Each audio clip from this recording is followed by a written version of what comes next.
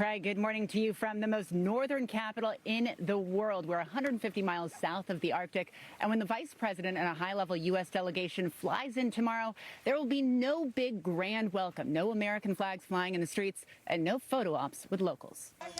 And that's the message we've been getting, you guys. We've been on the ground just about 12 hours, and Greenlanders say the world finally knows who they are. They say they like America. They're eager to attract American investment, but the people we're speaking with don't want to be American. Craig?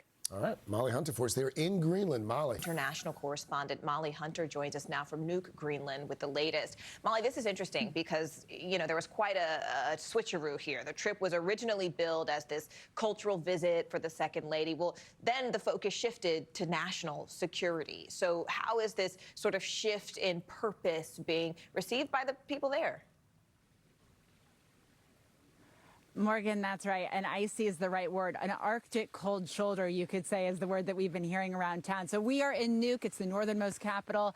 And they will, this high-level delegation, including the vice president, including the second lady, will not be setting foot in this city, in any other Greenlandic towns or cities. And that is by design. So earlier this week, Morgan, we've seen kind of this real rejection of this cultural visit and the kind of the fever pitch grow, both from Copenhagen, from Denmark, from Danish officials, as well as from Greenlandic officials. But I got to say, we got here late last night. We've been talking to as many people as we can.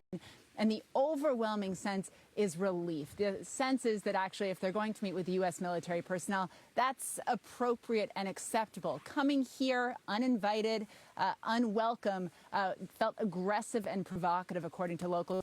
With earlier today, I spoke with a guy named Anders Larsen. He's the founder and CEO of the Nuuk Water Taxi service. Take a quick listen to what he had to say about the whole trip, about the relationship with America. So how do you feel about America? Kind of big picture, longtime ally of... We've always looked at America like the nice big brother to help you out. And now it's like the big brother's bullying you. What did it feel like when they pulled out? Relief, I think. A lot of relief from almost everyone we've spoken with. But Morgan, the message is also clear. They want American tourists. They welcome American investment. They don't, however, want to be dictated to. They don't want to be dictated to, but they're saying this right as President Trump has really been ramping up these calls for U.S. ownership. So, you know, what are people saying about that possibility? Is it even a real possibility?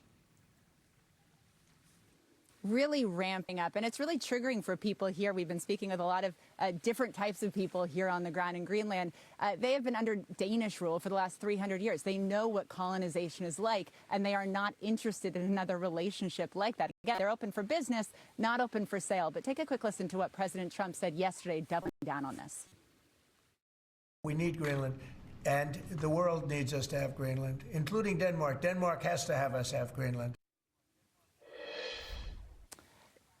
The Danish prime minister, the Danish foreign minister, defense minister, the entire government in Copenhagen does not feel that way. And I can tell you, everyone we have been speaking with, Morgan, here in Nuuk and across Greenland certainly has no interest in being owned by the United States of America. All right, Molly Hunter there on the ground and on the ice, it looks like. Molly, thank you so much. We appreciate it. 80% ice. And as the ice melts, as you can see right here, due to global warming, that's where Trump sees opportunity. In the future. But it's all about collaboration, says Greenlandic MP Kupanuk Olsen. If you could meet the vice president today, what would you say? We are not